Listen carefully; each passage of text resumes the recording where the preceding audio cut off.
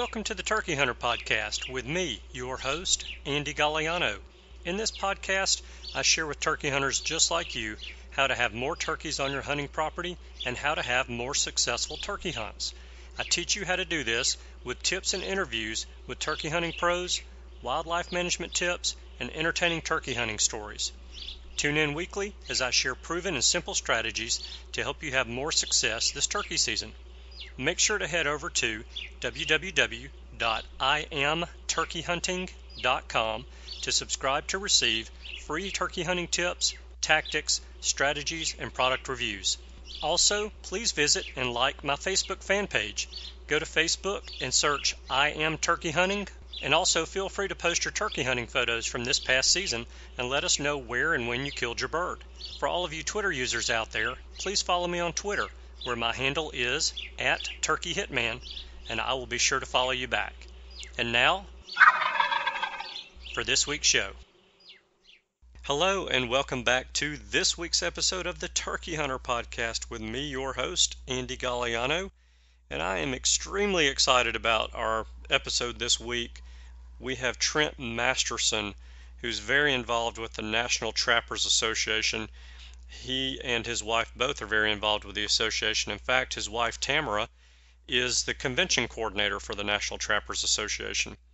And I met Trent at the Wild Turkey Federation banquet back in February in Nashville and chatted with him a little bit then and grabbed his contact info, and I finally called him and asked him to join us to tell us a little bit about how we can trap the predators that call turkeys dinner, just like we do, and increase our turkey population on our hunting property.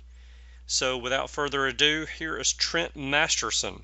Hello everybody, welcome back to this week's episode of the Turkey Hunter Podcast. And with me this week, I have a special guest who's agreed to let me interview him. His name is Trent Masterson, and Trent is an expert at trapping. And what I want to talk about today with Trent is how we can improve the turkey population on our hunting lease or hunting property by trapping turkey predators. That would be nest predators and both the adult and poult predators as well. So welcome, Trent. Thank you very much for taking the time out of your busy schedule to join us, and I'm really looking forward to the interview.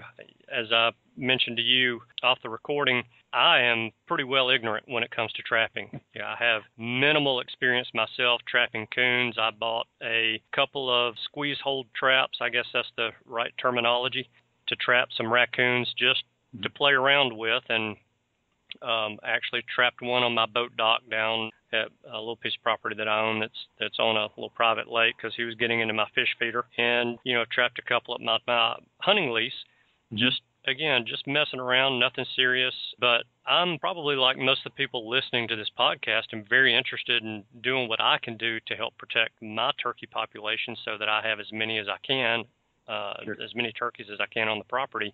And I know it's an uphill battle because when you get rid of one raccoon or you get rid of one coyote, it's not long before another one's going to replace it. But I feel like if we keep one nest from getting destroyed by setting a trap and trapping a raccoon or a possum, and we keep one poult from getting killed by a coyote or a bobcat, then that's one more turkey we'll have, and to me it would be worth it just for that.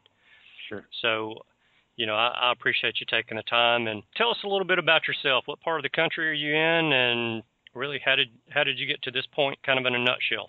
Okay. Well, thanks first, Andy, for the introduction. And I live in southeastern Michigan. My wife actually, get started with that. How we met is through the National Wild Turkey Federation at the convention in Nashville. So that was great, and that'll get me started in how why we were there. My wife is actually the convention coordinator for the National Trappers Association, so she gets to travel around the country, myself with her sometimes, and set up our conventions for the National Trappers.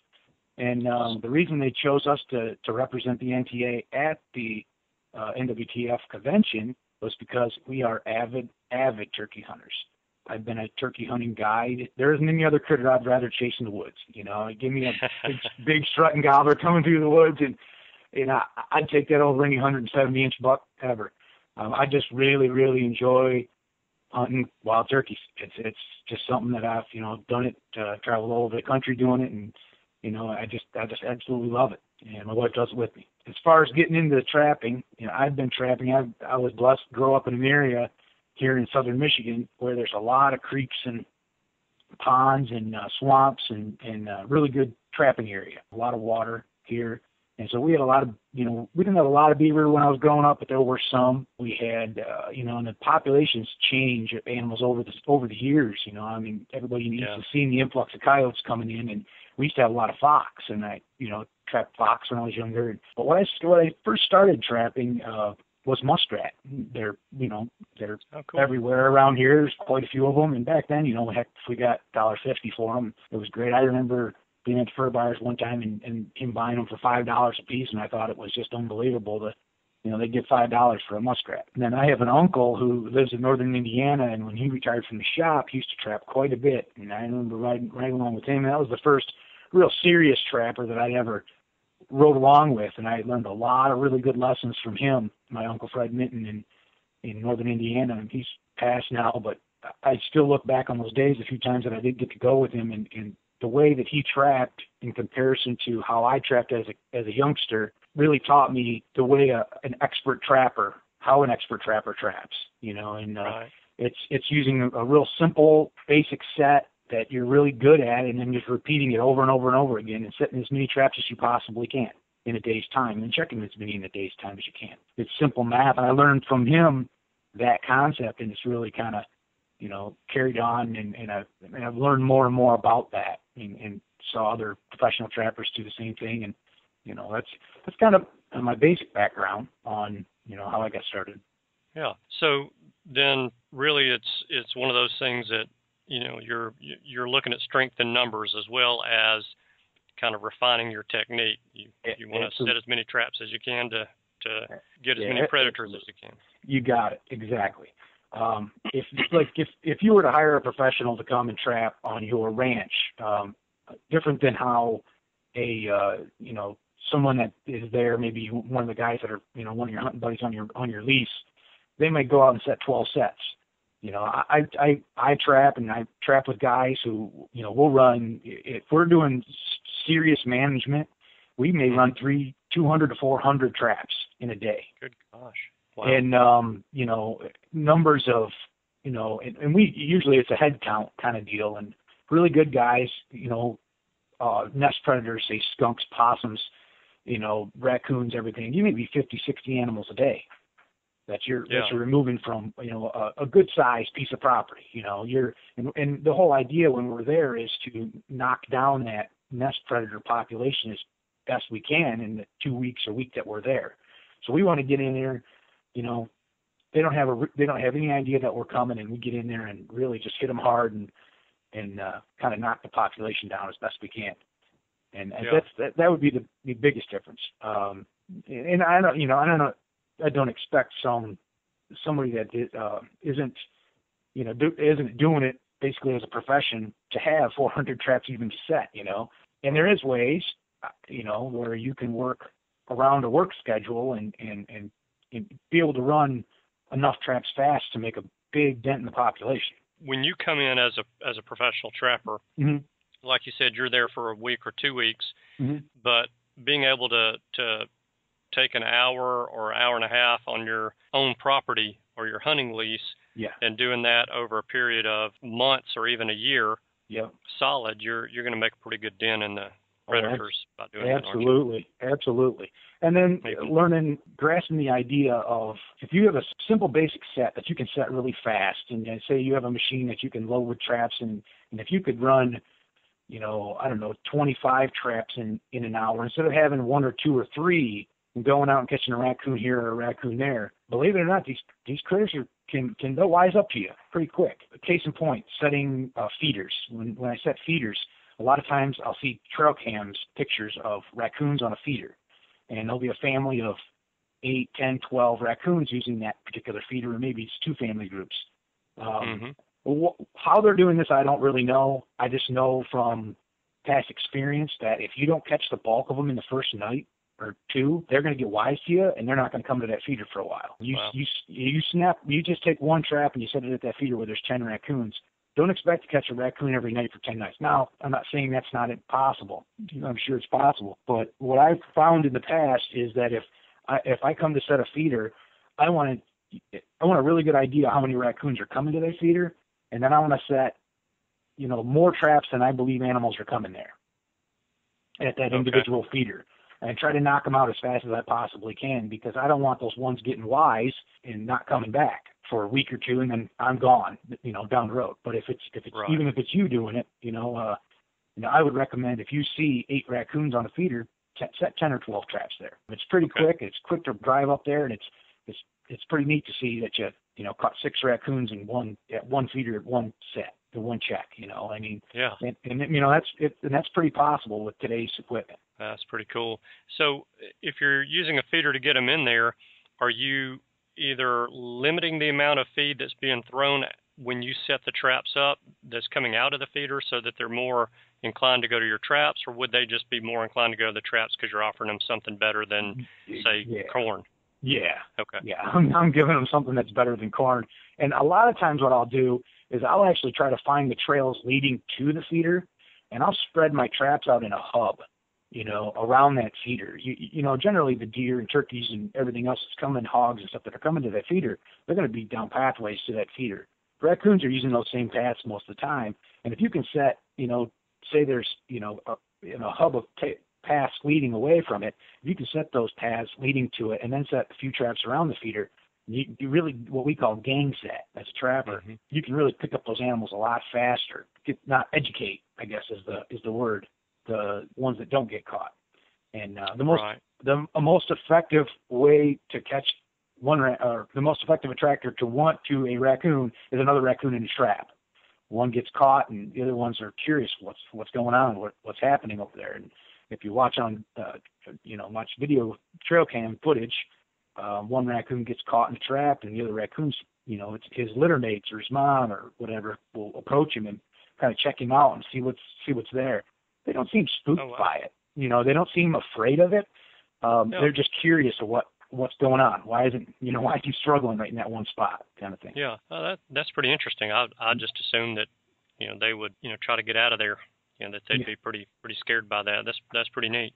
Mm-hmm. Well, I know there's a ton of different types of traps, but can you kind of give me a general overview of the different types of traps and which traps would be, maybe a little bit better suited for poult and adult turkey predators or nest predators? Right. I'm assuming you're going to use different types of traps for those. Absolutely. I would say the first trap I would lean you toward, as far as raccoons, skunks, and possums, is dog-proof traps. They're not as effective on skunks as they are on possums and raccoons, but they will catch skunks. Mm-hmm.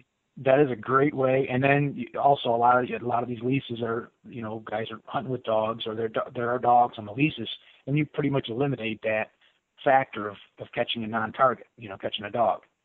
Using a dog-proof trap. They're very easy to set, and they're extremely effective. I mean, even when I fur trap, raccoon trap, my number one go-to trap is a dog-proof trap. I can set it in places I normally wouldn't set, say like a body grip trap, which is a killer trap, and I would never want to set one of those around where I may catch a dog, So I would lean initially probably toward the dog-proof traps, and then maybe even cage traps. Cage traps are effective. They're kind of leading back to where I was earlier, you want to set as many traps as you can, and if you only have so much space on your four-wheeler or UTV that you're using, you can only carry so many cage traps with you. Where you could dump 50 dog proofs and some stakes in the back of a UTV and head off down the road real easily. Where there's no possible way you're going to do that with cage traps. So that's why another reason I would lean toward the dog proofs. If you're in an area where you don't have problems with dogs, now one thing about a dog-proof trap is it's going to hold the animal alive. It doesn't dispatch the animal; it's not going to kill it. The other trap that I would maybe lean toward is a body grip trap. It's a killer trap, and for that size of animals, 160s or 220 styles, 220, which is the size of the trap. It's a number denomination letting you know how wide the jaws are of the trap. So 220 size is a great size for like raccoon, skunk, and possum. And basically what you're trying to do with that is to get the animal to stick his head in the trap or walk through the trap, and either you can like put it in a bucket and put bait in the back of the bucket, or you can just put it blind in his trail where he would walk down the trail and just you brush it in on the sides and make him walk through the trap. Okay. Nice thing about those is it actually dispatches the animal. You know, you don't have to worry about an animal there, you know, with his foot in the trap and it's 90 degrees out, and you know, you don't want to be. Last thing I want is one to die from exhaustion or something like that. So I'd rather do it humanely. Yeah, and the goal is to get rid of these predators, but you know, it's just like you said, you don't want them suffering. Right.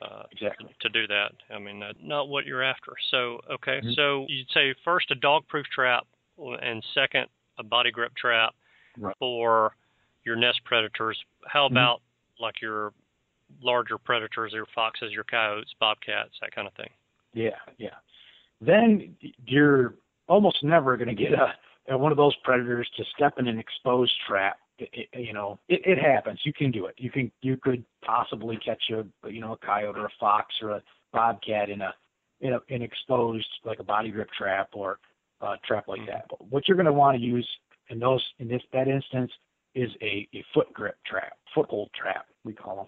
The ones that I lean toward, and there's a lot of different ones out there, I prefer a coil spring trap. There's some great long spring traps, and that just denotes the style of the spring. Without getting into a lot of detail on those traps, that'd be for another day. There's a lot of different things we do to the traps, again, to make them very humane, very easy on the animal. Because a lot of guys that I know, when they travel and trap, they'll actually catch the coyotes and they'll sell them to the live market. And so guys with their hound dogs that run a coyote, they want a live coyote to train their hounds with. And so they're using a trap that they don't want to harm the animal because they want that coyote to be able to run on all four legs. So they're going to use a trap that isn't going to harm the animal at all, so he has no damage to his foot. So they're going to actually trap the animal, cage it, shoot it with all its shots just like a veterinarian would, and take the animal and sell a coyote, call it the live market. So you're going to lean more toward traps that are, foot friendly, I could say. Right. Well, that's interesting. I never thought there'd be much of a live market, but I guess you do have to train these animals, these hounds somehow, don't you? Yeah. That's pretty neat. All right. So we've got different types of traps for different types of predators. Again, if we're looking at nest predators, really what would be the best type of bait? And I'm sure there's hundreds of baits that we could use, but just, again, something real general that works real well. There are. And I will plug something that I developed, I guess, right off the bat, get it out of the way. I developed a bait for dog-proof traps when dog-proof traps were fairly new in the industry. I developed a bait specifically for dog-proof traps. I have recently sold that bait about a year ago to Sterling Fur Company, very reputable wholesale dealer in the trapping industry. And they make it exclusively. I also had a video that I produced along with that, kind of showing you how to raccoon trap, because it's a dog-proof trap, so they're raccoon trap, and it's called truckload coon bait. That was something that I developed for that, specifically for dog-proof traps. So that being said, there's a lot of commercial dog-proof trap DP baits on the market today. There's a lot of great ones. I don't have anything vested in that particular bait anymore. It's just what I use, and I still use it. It works great for me. Now, the commercial baits are nice. The reason I like commercial baits, and especially with DPs, is a professional that understands lure and bait making is making this so it, one, tastes good to the animal, and that's really key with a dog-proof trap, because what you want him to do is you actually want him to eat the bait, get some of it in his mouth, eat it. It tastes good to him, and they're going to reach down to the bottom of the tube, and they're going to pull the trigger at the bottom of the tube, trying to get the rest of the bait out of the bottom of the trap. So if it doesn't taste good to them, the raccoon's not going to continue eating the bait. And then they also preserve it correctly. So you can just take a gallon of it or whatever, throw it in your truck, and don't worry about it. Maybe over the summer season, when you're not trapping, throw it in a refrigerator, or throw it in your, throw it in a freezer. If not, just pick you some more up, the beginning of next season. And most of these baits don't go bad from year to year even. I've had baits that are year old, and they still stir them up good once the season starts, and just keep catching coon with them. But don't don't think you have to buy a commercial bait either, because you can use a lot of stuff that's just, you can purchase it at a grocery store and make it up yourself. Yeah. Except if it has any kind of a water base to it, mold's going to grow. It's not going to have bacteria stats in it, and it's not going to have things to stop, rotting and molding. Right. So if you're in a warmer climate, those are things to kind of think about if you're making baits. But when I was developing this bait, I actually was at one of the big box stores, and they had ice cream toppings on a rack for 99 cents, big containers of ice cream toppings. And I took a bunch of cat food and butterscotch ice cream topping and dumped some cat food in my trap and squeezed that butterscotch on top. And man, I caught coon like crazy with that. It worked great. Yeah. The ants love it too, but if you're around a lot of fire ants, they'll take off with it. But that stuff works. You can make homemade baits, and they work fantastic. You mentioned something that I've never thought about, and that's ants getting in the bait. The commercial baits, the majority of those, are they pretty well ant proof? I mean, an ant will eat just about anything. But yeah, no, they're not. If okay. It doesn't matter. And we talk about predator baits too, and that's the other thing is a lot of the sets we use is we dig a hole in the ground and put the bait in the bottom of the hole. Well, if you're around a lot of fire ants, don't expect to have any bait left when you get back, because they will eat it. They'll eat anything, and if it's going to taste good, the animal's got to have some kind of sweeteners in it, or something that's going to taste good to them, fish or things like that. And you get around fire ants, they're just, try to avoid them as best you can, and you got to refreshen your bait a lot. It's just part of dealing with ants. And now, is it hard to clean the bait out of the bottom of the dog-proof traps? Yeah, and something that I learned when I started doing it, I would just spray paint my traps. And I took I wax and dye, I don't dye my coyote and fox traps, and I use clean wax every year for my coyote and fox traps. And the old stuff I keep it separate, and then I wax all my dog proofs at the beginning of the year. What it does is kind of puts a protective coating on them. Animals are really hard on them. You invest a lot of money in purchasing those traps, so you want to protect your investment. And the raccoons are notoriously hard on the trap. They're going to chew on the trap and wear the finish off it. One thing that's nice about that wax, once you get it inside that tube, is anything that's in there at the end of the year, usually I just take it down to the local power wash. I back my truck in there, I dump my tubs out on the floor, and I take the power washer with soap, and I just spray them all out. And that stuff usually just cleans right out of there, especially if you got a good coat of wax on them. That's a great tip. I know, like you said, you want to take care of those traps, otherwise they'll get rusted on you, and you'll end up buying new ones. Right. That is the end of part one of my interview with Trent Masterson with the National Trappers Association. If you want some information about the association, you can go to their website at www.nationaltrappers.com. That's www.nationaltrappers.com. Please tune in next week as Trent gives us information on the best time of year to trap for turkey predators, the best time of day to set your traps, and he talks to us about scent control as well. Thanks again for tuning in this week. We know that you have choices, and we appreciate you spending some time with us. Have a great week.